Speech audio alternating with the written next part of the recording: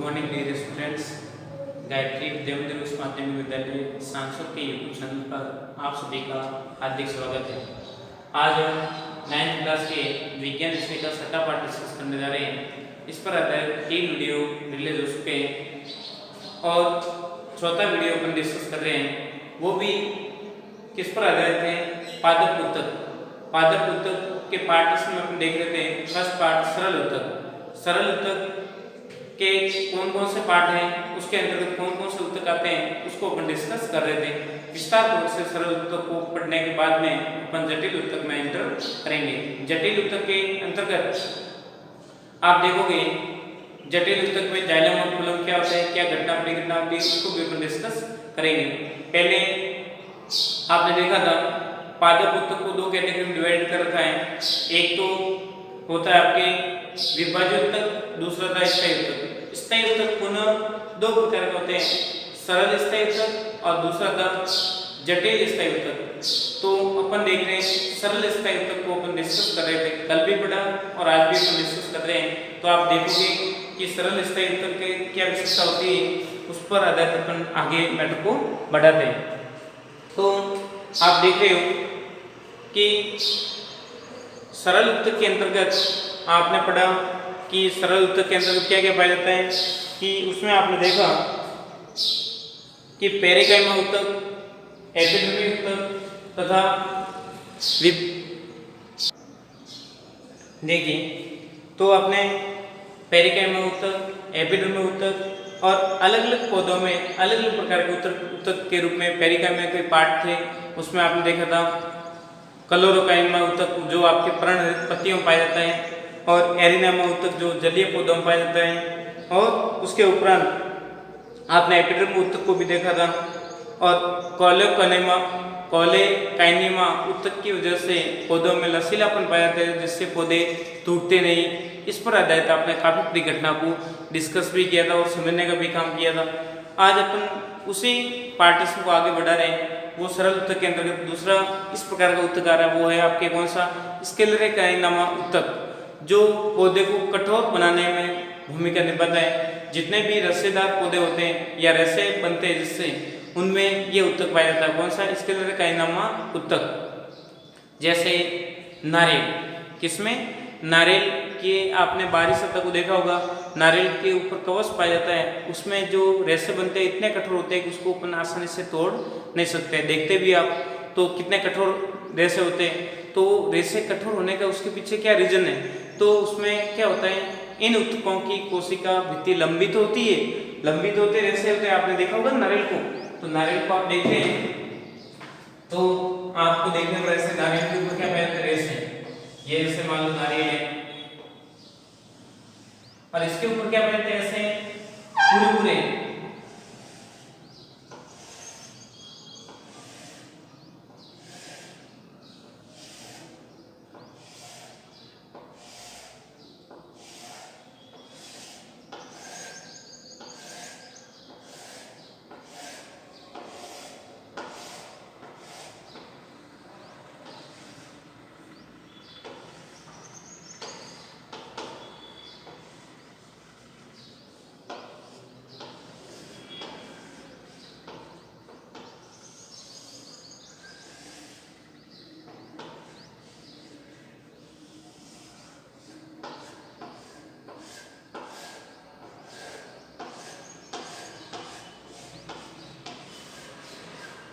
तो ये आप नारियल टाइप देखते हो, तो ये रेशे होते हैं ना, ये रेशे क्या होते हैं, वो किस उत्तक के बने होते हैं, स्क्लेरोकाइनेमा उत्तक, स्क्लेरोकाइनेमा उत्तक के बने होते हैं। जिसकी वजह से ये क्या नारियल कठोर का ऊपरी पार्ट को अपना आसानी से खोल नहीं सकते हैं। तो खोलने के लिए उसको क्या अलग अलग प्रकार के औजार की आवश्यकता होती है, अपन डायरेक्ट नारियल को नहीं तोड़ सकते हैं।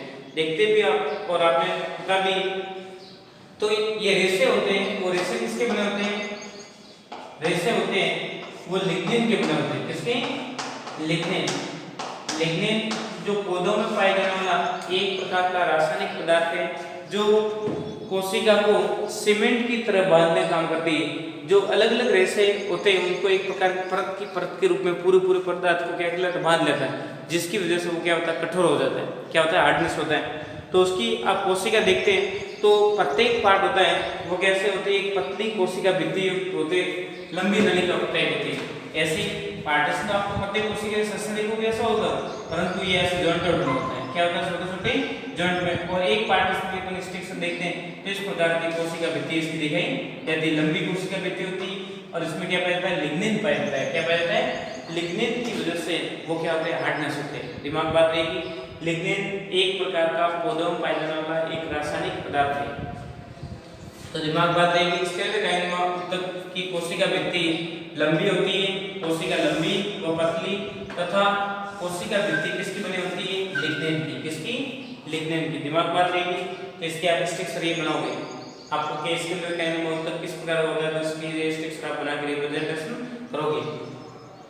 लेकिन कोशिका को दृढ़ता बनाने के लिए सीमेंट का कार्य करने वाला एक रासायनिक पदार्थ की भूमिका निभाता है। क्या करता है, एक प्रकार का रासायनिक पदार्थ के रूप में काम करता है जो सीमेंट की तरह कार्य करता है। जैसे ईंटों को बांधने के लिए सीमेंट काम में लेते हैं ना, घर पे जैसे मकान बनाना है या कोई भी प्रकार की इमारत बनानी या किसी भी पार्टीशन को टूटे हुए को वापस रिकवर करना है, तो उसमें क्या लगाते हैं आप, सीमेंट लगाते हैं, ताकि वो क्या हो जाए, मजबूत बन जाए।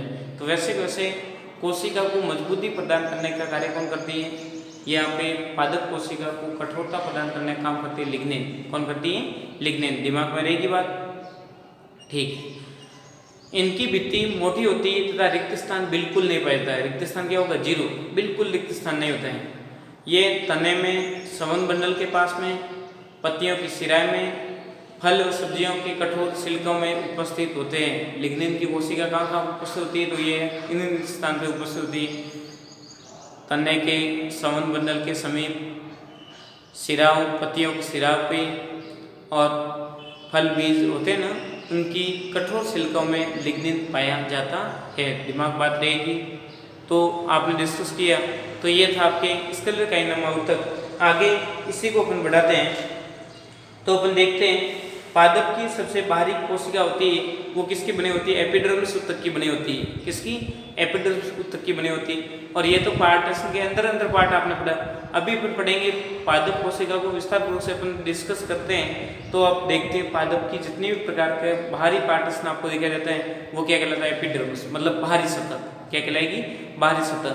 और बाहरी सतह किसकी बनी होती है और इसमें कैसी कोशिका होती है उसको आप देखोगे, उसको अपन डिस्कस कर रहे हैं। पहले आप इसका एक बार स्क्रीनशॉट ले लीजिए, फिर मैं मैटर को रब कर रहा हूँ। देखिए, हो गया स्क्रीनशॉट। देखिए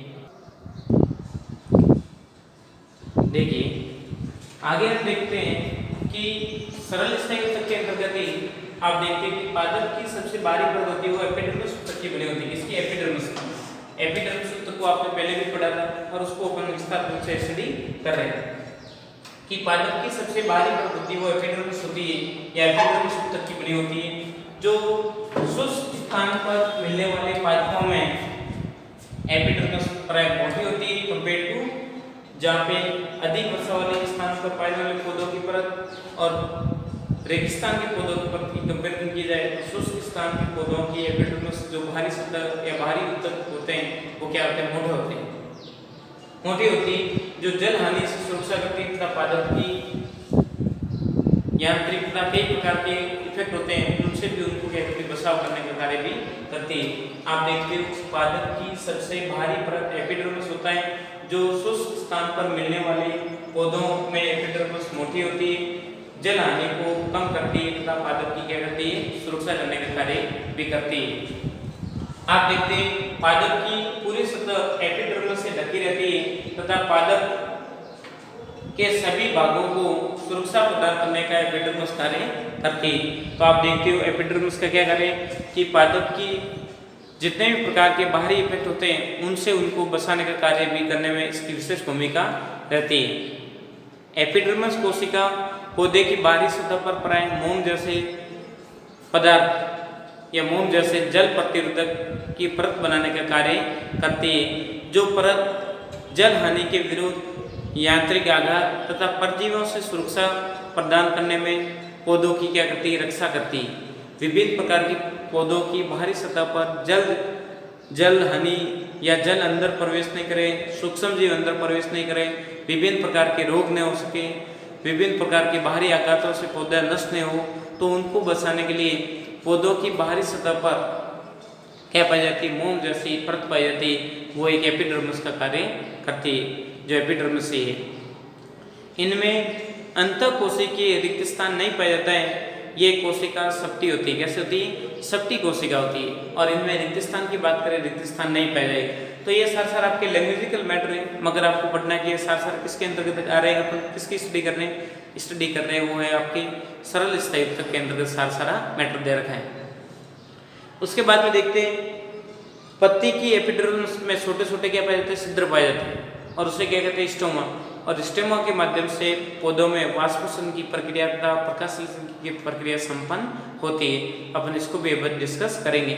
इससे पहले आप इसका एक बार स्क्रीनशॉट ले लीजिए, फिर मैटर को मैं आगे बढ़ाता हूँ। एक बार पुनः मैं इस लैंग्वेज को रिपीट करवा रहा हूँ कि पादप की सबसे बाहरी परत एपिडर्मिस होता है, जो शुष्क स्थान पर मिलने वाले पादपों में एपिडर्मिस प्राय क्या होती है, मोटी होती है, क्योंकि जल हानि को कम करती है तथा पादप की सुरक्षा करने का कार्य करती है। दिमाग बात रहेगी, पादप की पूरी सतह एपिडर्मिस से ढकी रहती है, एपिडर्मिस उत्तक से पूरी सतह इसकी ढकी रहती है तथा पादप के सभी भागों की सुरक्षा करने का कार्य भी करती है।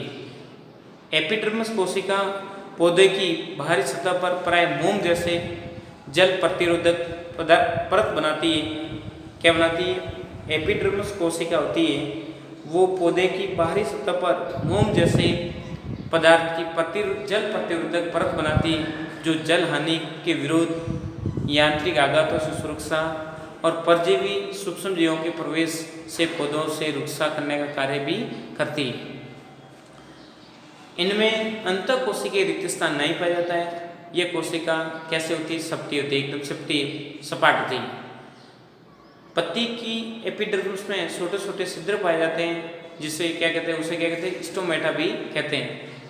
देखिए स्टोमेटा किस प्रकार की कोशिका होती है और इसकी क्या आगे डिटेल है, उसको अपन डिस्कस कर रहे हैं। इसका आपने स्क्रीनशॉट ले लिया होगा। देखिए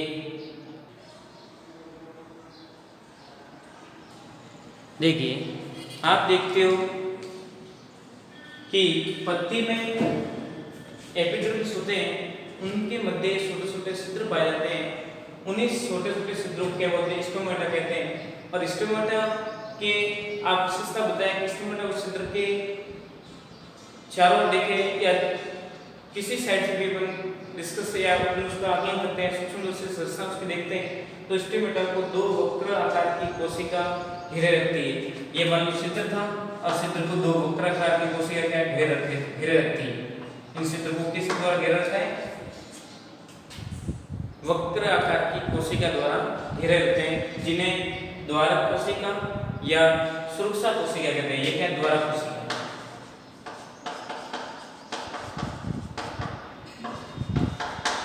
द्वारक कोशिका या सुरक्षा कोशिका, और इसको पूरे कॉम्प्लेट को क्या बोलते हैं, स्टोमेटा।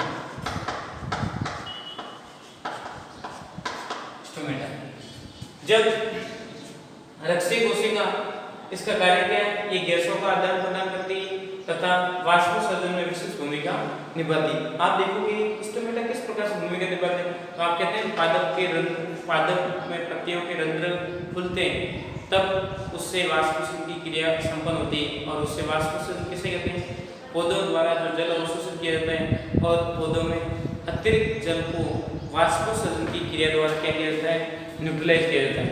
उसको अपन बोलते हैं वाष्पोत्सर्जन की क्रिया। ये पौधों में संपन्न होती है। वाष्पोत्सर्जन की क्रिया एवं गैसों के आदान प्रदान करने में स्टोमेटा की विशेष भूमिका रहती है। स्टोमेटा एक प्रकार का पादप कोशिका के पत्तियों में पाया जाने वाला रंध्र है, जो वाष्पोत्सर्जन की क्रिया को संपन्न करने में भूमिका निभाता है। अपन देखते हैं जड़ों की, देखो कि जड़ों की एपिडर्मल कोशिका में पानी को सोखने का कार्य करती है। जो साधारण उसमें बाल जैसे प्रवर्धक रोम होते हैं, उसी जड़ों की कुल अवशोषक क्षमता बढ़ जाती है, जिससे पानी सोखने की क्षमता क्या होती है, बढ़ती है। जड़ों में आप देखते हैं, मान लो ये जड़ पौधे की क्या है, ये मान लीजिए जड़ है, और इसकी सतह पर आपने देखा होगा मूली, गाजर, आपने देखा भी होगा ऐसे बाल जैसे बहुत सारे ऐसे क्या निकलते हैं, प्रवर्धक निकलते हैं।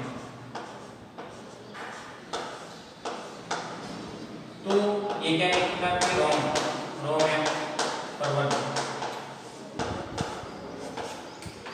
जो जड़ के अवशोषक सतह को क्या करते हैं, बढ़ाने का काम करते हैं। और जल की अवशोषण क्षमता बढ़ जाएगी, जिससे उनमें जल अधिशोषण करने की क्षमता बढ़ती और पौधा क्या होता है आसानी से विकसित हो जाता है। तो इनको भी आपने डिस्कस करके, ये भी साथ साथ किसके बने होते हैं, एपिडर्मल उत्तक जो सरल उत्तक के अंतर्गत आते हैं, सरल स्थायी उत्तक के पादप के पार्टीशन में के अंतर्गत आप स्टडी कर रहे हो। अगला पॉइंट देख रहे हैं आप, मरुस्थलीय पौधों की बाहरी सतह क्यूटिन के लेप द्वारा लेप युक्त होती है, जो पादप को वातावरण के अनुकूल सुरक्षा प्रदान करने का कार्य भी करती है। ये आपने देखा किसको, सरल स्थायी उत्तक के बारे में आपने स्टडी की।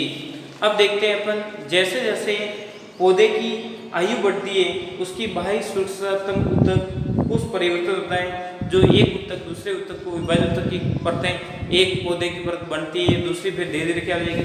जैसे आप देखते हो पौधा है, पौधे की एक परत मान लो जैसे जैसे आयु बढ़ेगी तो उसकी एपिडर्मल उत्तक होता है, वो बाहरी उत्तक को धीरे धीरे अंदर वाले उत्तक जनरेट होते हैं और बाहरी उत्तक को बाहर से भेज देते हैं, और एक प्रतिस्थापित करके दूसरे विभाजित उत्तक वहाँ पे जनरेट होते रहते हैं, और ऐसे ऐसे धीरे धीरे क्या करते हैं, बाहरी सतह या बाहरी वलय का निर्माण करते हैं, और इसी के आधार पर वलय के आधार पर पौधे की आयु को ज्ञात किया जाता है कि उसमें कितनी वलय है। वलय मतलब आपने देखा भी होगा कि लकड़ी की कटिंग कर रखी होती है तो उसमें अलग अलग ऐसे वलय बनती है,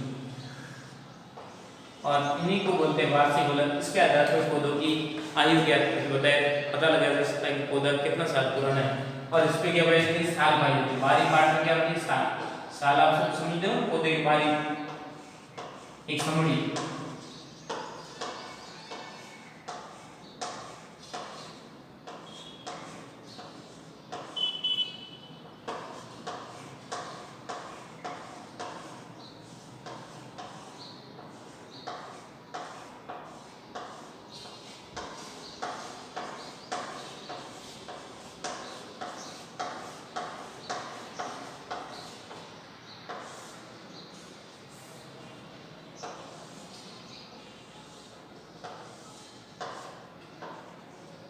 ये तो आपकी क्या है, और ये आपकी क्या हो जाएगी, वार्षिक वलय। वार्षिक पादप वलय, इसके आधार पर पादप की आयु ज्ञात किया जाता है कि पादप कितना पुराना है। जितनी वलय होगी उसके अकॉर्डिंग बताया जा सकता है कि ये इतने साल पुराना पादप हो सकता है। एक वलय बनने में लगभग 10 साल का टाइम लग जाता है, अनुमानित 10 साल के आसपास, ज़्यादा भी हो सकता है, परंतु उसके अकॉर्डिंग अपन गिन के पता जा सकता है कि पादप कितने साल पुराना है। तो अपन देखते हैं जैसे जैसे पौधे की आयु बढ़ती है, वृक्ष की आयु बढ़ती है, उसके बाहरी सुरक्षात्मक उत्तक में कुछ परिवर्तन होता रहता है। एक उत्तक दूसरे उत्तक की विभाजन पट्टी में एपिडर्मल स्थान लेते रहते हैं, एक उत्तक दूसरे उत्तक को हटाते रहते हैं, और वहाँ पे नए नए प्रकार के उत्तक जनरेट होते रहते हैं, और पौधे की बाहरी सतह बहुत परतें मिलकर मोटी साल का निर्माण करते हैं। बार बार ये परतें बार बार अपघटित होती, टूटती, मिलती, बार बार अपघटित होने की प्रक्रिया के दौरान ये पादप की क्या बनाती है, साल का निर्माण करती है, जो मोटी होती है और पादप की सुरक्षा करने का कार्य भी करती है। इन साल में मर्द कोशिका पाई जाती है, और ये बिना अंतर कोशिकीय स्थान व्यवस्थित होती है। ये कोशिका होती है, वो कैसी कोशिका होती है, आप देखते हो जितने भी प्रकार की ये साल की कोशिका है, ये कोशिका होती है वो कैसे होती है, मर्द कोशिका होती है। कैसे होती है, मर्द कोशिका। तथा इसमें रिक्त स्थान नहीं पाया जाता, रिक्त स्थान रहित अंतराल कोशिकीय स्थान नहीं होता है। जो ये मर्द कोशिका बार बार आपस में जॉइंट होकर क्या बनाएगी, आपके एक साल का निर्माण कर लेती है, इसमें अंतराकोशीय स्थान क्या होता है, नहीं पाया जाता है, जिसकी वजह से ये क्या होती है, कठोर होती है। और हार्डनेस आप देखते भी हो तो पौधे की साल किस प्रकार से होती है, आपने देख भी रखा है। इनकी भित्ति पर कठोर होने का कारण क्या है, इसमें सुबिरिन नामक का एक रसायन पाया जाता है। कौन सा, सुबिरिन नाम का रसायन पाया जाता है। इन साल को हवा तथा पानी से अभेद्य बनाने में सहायता करता है। कौन सा रसायन पाया जाता है, सुबिरिन। इस साल में साल के निर्माण में कौन सा रसायन होता है, इसमें आपके रसायन पाए जाते हैं, वो होता है सुबेरिन।